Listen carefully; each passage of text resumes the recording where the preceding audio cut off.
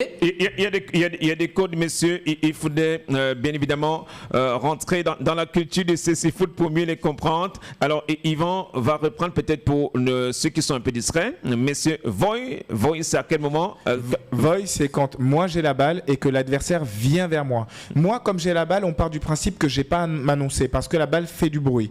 Par contre, lui, venant vers la balle, il doit se signaler pour qu'on ne se rentre pas dedans et pour voy. Voilà, voy, pour qu'il puisse y avoir un dribble. Si n'importe quel joueur de ces 6 foot au monde doit dire voy quand il se déplace sur un terrain.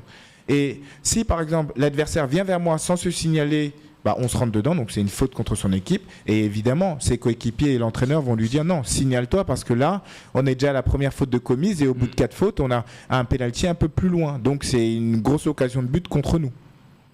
Et une question chacun et nous allons immédiatement rentrer dans notre débat de ce lundi après-midi. Oui, Harry. Oui, Yvan, comment savez-vous que vous avez marqué le but? C'est le guide qui vous le dit ou vous-même vous en sentez la sensation? Alors, effectivement, on m'a souvent posé cette question. Alors, en fait, je dirais que quand tu tires dans le ballon, tu sais que tu es bien positionné.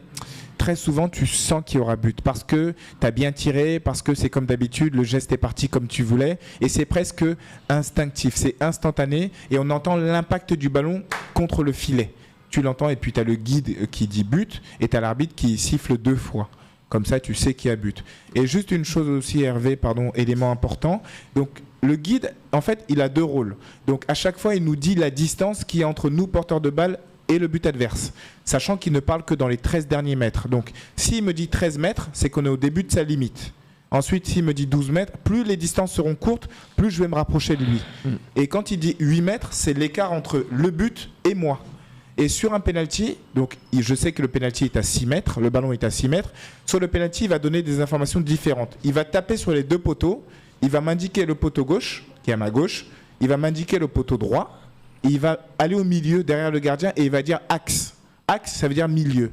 Et comme il m'a donné ces 3 repères, moi j'ai visualisé la cage. Ensuite, au coup de sifflet, je tire dans le ballon. Dans le CC Foot, alors il y a des arbitres, ils sont voyants. Il y a un par moitié de terrain.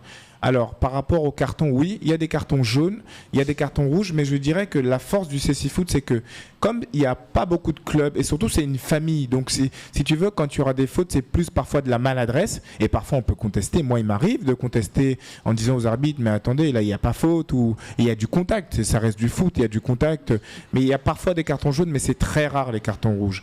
Les cartons rouges, ça va être plus si un joueur s'énerve ou il a des mots déplacés, mais c'est rare les cartons rouges, parce qu'il y a beaucoup de pédagogie. C'est aussi ce que je trouve de bien. Par exemple, si je commets une faute sur un coéquipier, tout de suite, on va se relever, je vais le relever, je vais m'excuser. C'est l'esprit du jeu, si tu veux.